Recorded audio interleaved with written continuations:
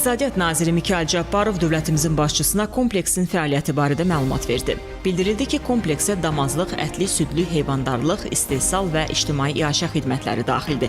Damazlıq fermer təsərrüfatının ümumi tutumu 750 baş iri buynuzlu heyvandan ibarətdir. Hazırda təsərrüfatda 355 baş, 3 növ müxtəlif cins iri buynuzlu damazlıq heyvan var.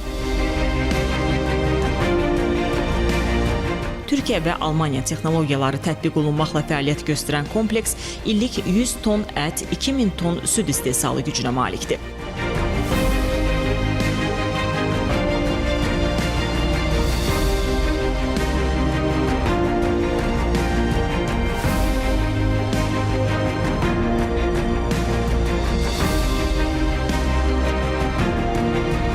Gələcəkdə süd istehsalının illik 3000 tona çatdırılması nəzərdə tutulur.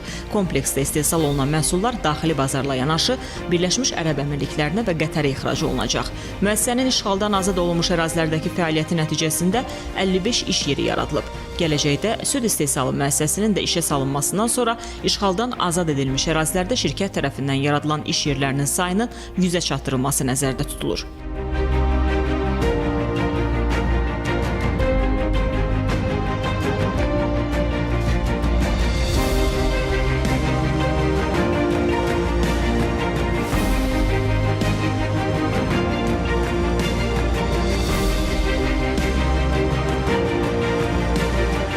Layihə dəyəri 4,2 milyon manat olan kompleksin ərazisi 7,6 hektardır.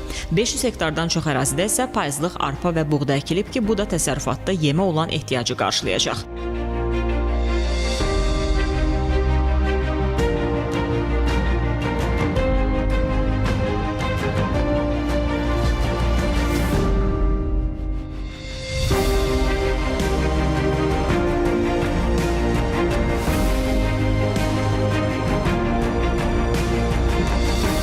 İşğaldan azad olunmuş torpaqlarımıza böyük qayıdış Azərbaycanın iqtisadi potensialının artmasına geniş imkanlar yaradır.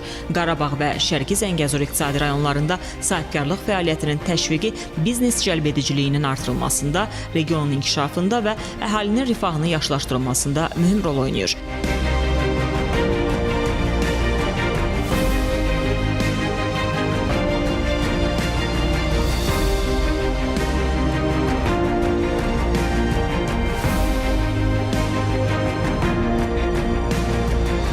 Bölgədə yeni istehsal müəssisələrinin qurulması, məşğulluğun təmin olunması məqsədi ilə yerli və xarici investorların cəlbi istiqamətində dəstək tədbirləri həyata keçirilir.